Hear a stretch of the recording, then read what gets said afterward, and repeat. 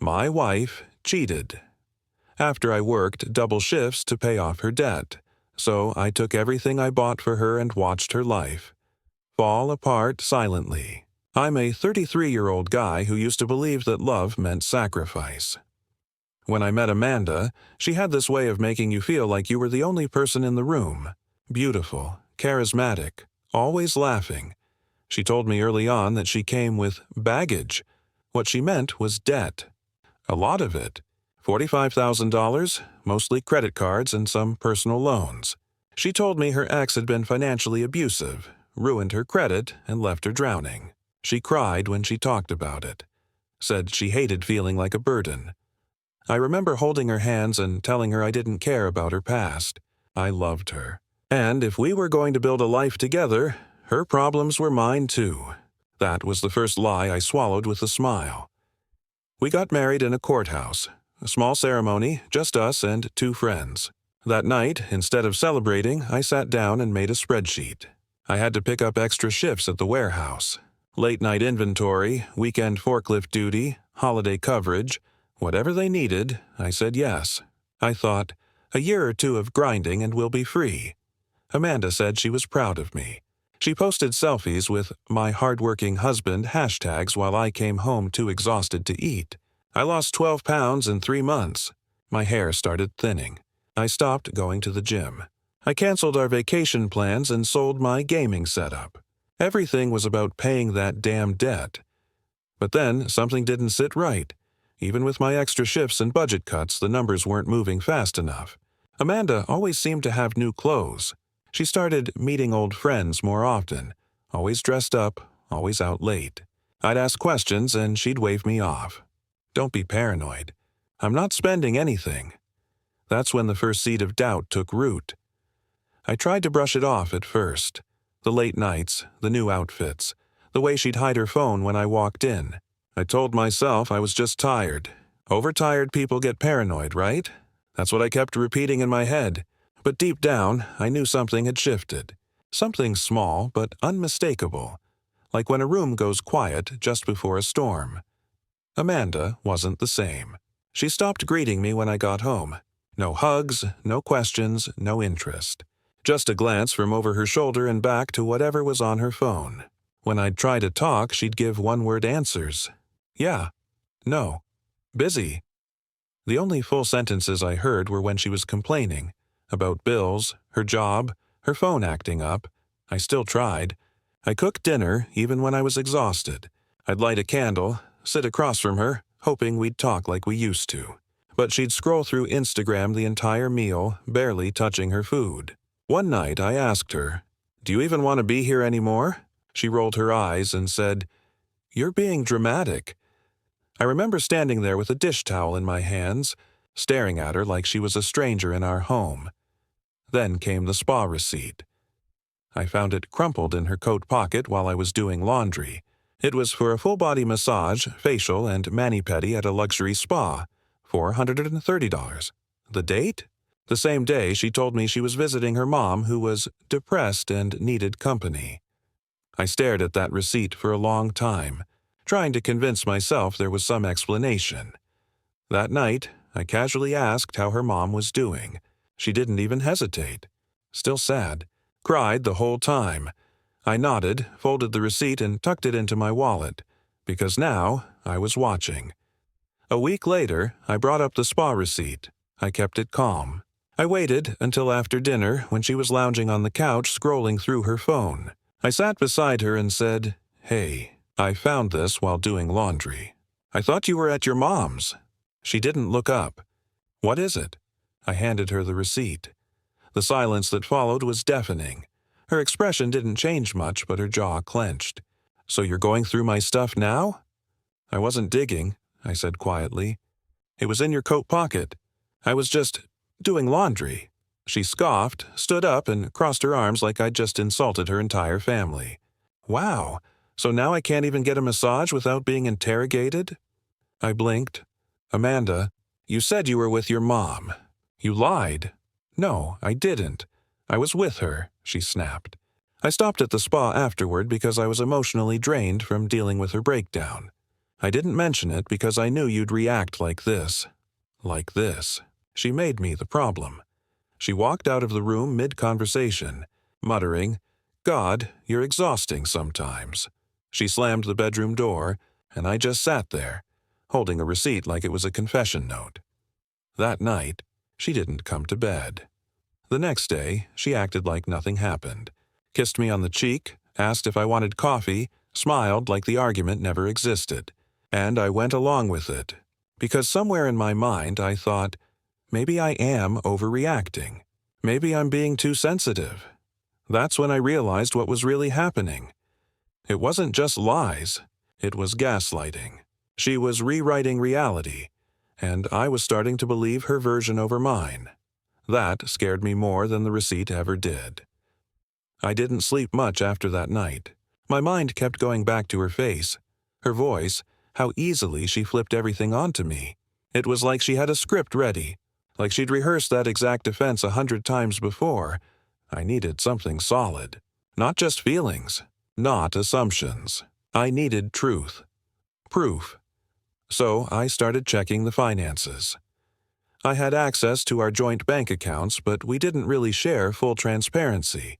She had her own cards, or at least I thought she didn't anymore. That was part of our agreement, to close her personal credit line so we could focus on paying off the debt. But when I logged in to check our credit report, I found something that made my stomach turn. Credit card I didn't recognize. It had both our names. Attached. Opened 6 months after we got married. It had nearly $12,000. On it, I clicked through the transactions, dinners at expensive restaurants I'd never been to, jewelry, a 2-night stay at a 5-star hotel, Uber rides to neighborhoods I didn't know she had friends in, designer handbags, monthly subscriptions for high-end clothing rental services. None of these charges had ever been discussed. Not a single one. I didn't say a word to her that night, or the next. I played dumb, smiled, kissed her goodnight. I even made her favorite pasta just to keep the illusion going. I needed time. I needed a plan, so I started tracking. I took screenshots, downloaded bank statements. I called the credit company and confirmed she was the one who opened it. I even pulled GPS receipts from our shared rideshare account, cross-referencing her errand days with the charges. And what I found? Let's just say, the hotel she stayed at with a friend from college wasn't even in the same city she claimed to be visiting that weekend. I was building a timeline now, brick by brick, because if I was going to burn this house of lies down, I wanted to make sure there was no way for her to crawl out of the ashes. It happened on a random Tuesday evening. I came home early from a shift. We had a machine malfunction at the warehouse and they sent us home before midnight. I parked down the street and walked up quietly, exhausted and sore, expecting to just collapse into bed. But as I stepped inside, I heard her voice. She was in the kitchen on speakerphone, laughing. The tone wasn't the one she used with me. It was lighter, flirtier. Then came the voice on the other end. Male, confident, familiar. I still can't believe he bought that story. You're seriously a genius, Amanda giggled. He thinks I'm helping my mom again tomorrow. Idiot doesn't even ask anymore. I stood in the hallway frozen. My heart pounded so loud I thought they'd hear it through the wall. He chuckled. I wish you could spend the night again. She paused, then said quietly, Soon. I just need a little more time. Once the new account's clear, I'm gone. Something inside me cracked. I backed away silently, stepped outside, and sat in my car with the engine off for over an hour. I didn't cry. I didn't scream. I just stared at the steering wheel like it had betrayed me too. This wasn't just cheating. This was strategy. A long con. And I was the mark. She was draining me emotionally, financially, and now she was planning her exit, while I was still here thinking maybe we just needed therapy. I didn't go back inside until the lights were off. I climbed into bed beside her, acting like I didn't hear a damn thing. Because now, I had what I needed, proof. Her voice, her plan, and a reason to stop being the idiot she thought I was. I didn't sleep at all that night. I just laid there, eyes open, listening to her breathe next to me, wondering how long I'd been sleeping beside someone who could lie so completely. The next morning, I called in sick, told my boss I had a stomach bug. He didn't ask questions. I'd worked so many extra shifts, they owed me one. I needed answers, and not the kind she would give me. So I went through the cloud backup she once linked to our shared laptop. She probably forgot about it, or assumed I was too dumb to find it. But there it was. A gold mine of synced photos, voice memos, screenshots, and old conversations. My hands were shaking as I clicked through them, and that's when I saw the first picture that shattered everything. It was her, in a dress I never saw her wear, sitting on the lap of a guy I'd never met, taken a full 8 months before our wedding, smiling, intimate, his hand on her thigh. Her caption, "This weekend was everything." I scrolled further. Found messages with dates. I hate pretending with him. I just need him to pay off the cards. Once it's clear, I'm yours. The affair didn't start after we got married, it started before. She used our wedding to reset her credit. She used me to scrub her financial record, to rebuild her image while she ran around with someone else in the shadows. Every late-night shift, every canceled trip, every dollar I threw into the black hole of her recovery, it was all part of her plan. I felt sick, violated. This wasn't just betrayal. It was fraud wrapped in affection. A scam with a kiss at the end. And as the weight of that truth settled in, something inside me flipped. No more saving the marriage. No more trying to fix what was never real. From that moment on, I wasn't her husband anymore. I was her undoing. After everything I saw in that cloud backup, I wanted to confront her. I wanted to scream, to throw every photo, every message, every dollar of debt in her face and ask how she could do this to someone who only ever tried to love her. But I didn't. I knew better. If she could lie that easily, then she could spin anything, cry, blame, play the victim. She had a script, and I wasn't going to let her use it on me again, so instead, I smiled. I kissed her goodbye in the mornings. I brought home groceries. I asked about her day. While in the background, I quietly began to erase myself from the life she thought she controlled. First, I opened a new bank account in my name only, transferred my direct deposit there. Then, I contacted my HR department and removed her as my insurance beneficiary. I updated my emergency contacts, changed the password to my 401k, shut down our joint Amazon and Netflix accounts and said it was due to cutting back on spending. She barely blinked. She was too busy playing house while I disassembled it piece by piece. Next came the valuables. The watch my grandfather gave me, my guitar, my old coin collection. I moved them to a storage unit across town under a fake name and a prepaid debit card.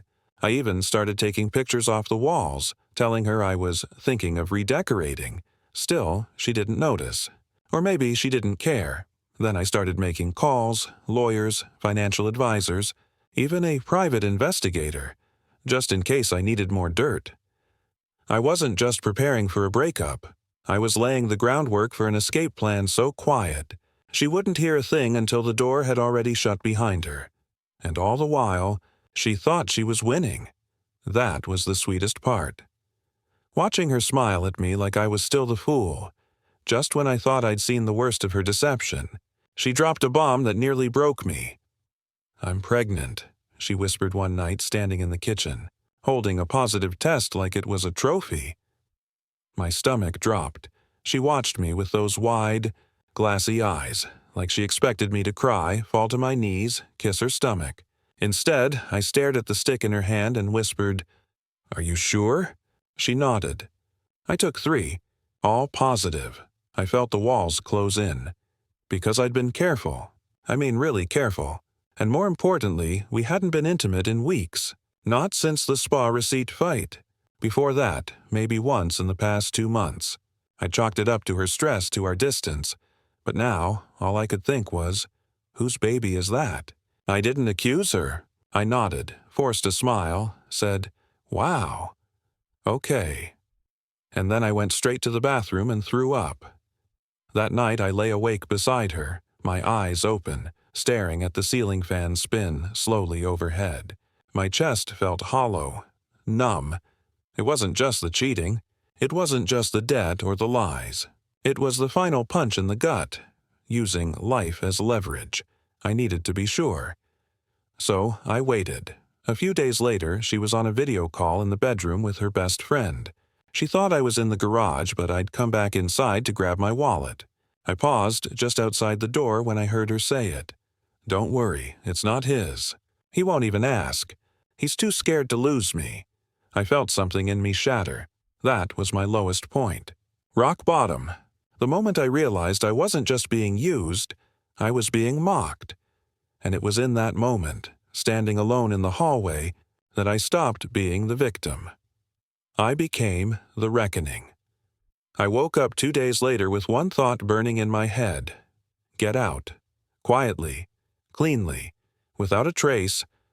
No dramatic showdown. No final fight. No begging or fake tears. I wanted her to feel exactly what she gave me. Confusion. Silence. And the sound of a door closing that would never reopen. I waited until she left for one of her errand days. I watched from the window as her car pulled out of the driveway. Then I got to work. I had already packed my essentials, clothes, important documents, my laptop, hidden in boxes in the garage weeks ago. I called a moving van I'd scheduled under a fake name and prepaid burner. Within 2 hours, everything I owned was gone. I walked through the house one last time. The couch where I slept when she was too tired. The dining table where I sat alone night after night, eating meals she barely acknowledged. The bedroom where I heard her plan her escape, never knowing I'd beat her to it. I left only one thing behind, a manila envelope on the kitchen table. Inside were printed copies of everything: photos, screenshots, financial records, transcripts of her calls, credit card bills, GPS logs, and the paternity fraud messages. And on top of that stack, I placed the positive pregnancy test in a Ziploc bag. No note, no goodbye, just the truth. I turned off my phone after I left, bought a new one the next day, changed my number, deleted all shared accounts, blocked her on everything. I moved into a short-term rental across town. No forwarding address, no social media. I became a ghost, and the best part? For the first time in years, I felt calm. No more guessing, no more begging, no more lies disguised as love. She thought I'd fall apart, but instead I vanished and left her to sit in the silence she taught me to live in. The first message came 3 days after I left. Blocked number. No voicemail. Just a text that said, "We need to talk. Please." I didn't respond. Then came the frantic emails. The tone flipped between rage and desperation. "How could you do this to me?" Followed by, "I'm sorry, I was just scared." She begged me to come back, said we could work it out. She even tried weaponizing the pregnancy again. "You're abandoning your child." But I knew it wasn't mine. And now I had legal backing to prove it. The divorce papers were already filed by the time her first email landed. My lawyer didn't hold back. He included every shred of evidence I'd collected. Financial fraud, infidelity, emotional abuse, attempted paternity deception. It wasn't just a case. It was a demolition. When her lawyer responded, they tried to paint me as vindictive. Said I planned an ambush. My lawyer simply attached the receipts. The judge saw everything. Amanda tried to cry in court, but her crocodile tears dried up quickly when the evidence was read out loud. Her affair partner never showed up to support her. Her story collapsed the second she opened her mouth. The judge ruled in my favor on every count. No spousal support. She was found responsible for all. Outstanding joint debt, most of which she racked up behind my back. I walked away with everything I had purchased in my name, furniture, electronics, my car. The rest, she had to cover or surrender. I heard she sold her handbags within a week just to make rent. Her credit score tanked. The freedom she thought she was running toward came with a price tag she couldn't afford. And me? I walked out of that courtroom not angry, but whole. Because justice doesn't always scream. Sometimes it just stands there quietly, holding receipts. About a month after the court hearing, I got a message from a mutual friend. It was a screenshot from Amanda's new Instagram account. Public, filled with vague, healing quotes and filtered selfies with captions like, "Sometimes you have to lose everything to find yourself." I scrolled through it, not out of interest, but curiosity. The comments were sparse. A few bots. No sign of the guy she'd thrown everything away for.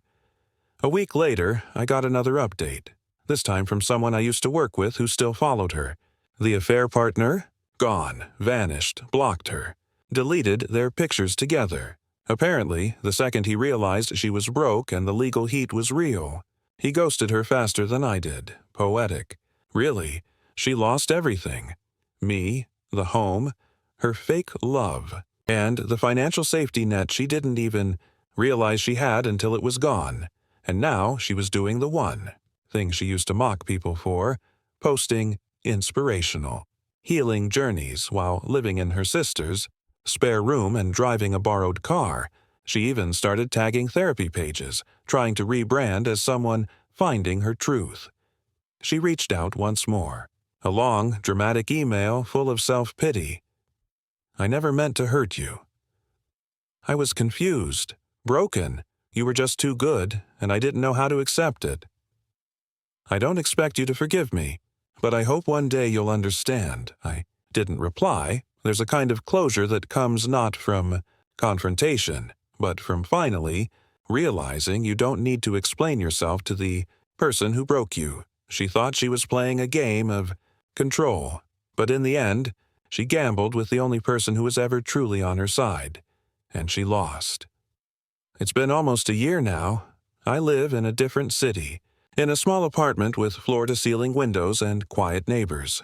I kept the plants she never watered and bought a new guitar to replace the one she accidentally donated. My weekends are mine again. I read, I cook, I sleep. God, I sleep. Peace isn't loud. It doesn't come with fireworks or applause. It just shows up one day when you're folding laundry and realize you're not waiting for the next argument anymore. I still hear about her sometimes. Mutual friends, old co-workers, people who don't know they shouldn't bring her up. Apparently, the sister kicked her out after 3 months. The job she lied to get let her go. She's bouncing between short-term rentals, selling clothes online, and occasionally posting thirst traps with motivational captions like, "glowing through the pain." I never say anything because I don't need to. She used to live off control of the money, the attention, the narrative. Now she can't control the silence. And that's what eats her alive. The best part? I didn't have to ruin her. I just stopped saving her. All the lies, the schemes, the masks, none of it held up without me as the glue. She fell apart the moment I stepped away at times. Revenge doesn't come with slammed doors or raised voices. Sometimes it looks like walking away with your head high while the person who tried to break you realizes they never really had power at all. Sometimes it's just peace. The last message she ever sent said, "I wish you'd just say something, anything." I read it once, smiled softly, and hit delete. Because silence is the loudest truth I've ever spoken.